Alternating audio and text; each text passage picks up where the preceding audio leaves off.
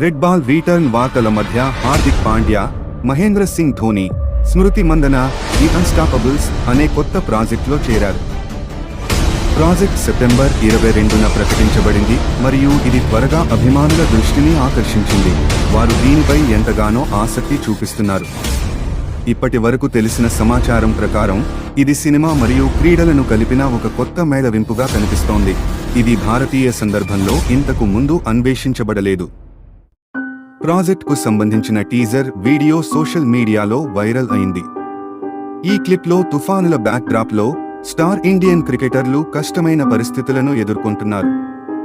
ధోని, మందన మరియు పాండ్యా అందరూ బైక్లు మరియు కారులలో కష్టమైన పరిస్థితులను అధిగమించడానికి ప్రయత్నిస్తున్నారు.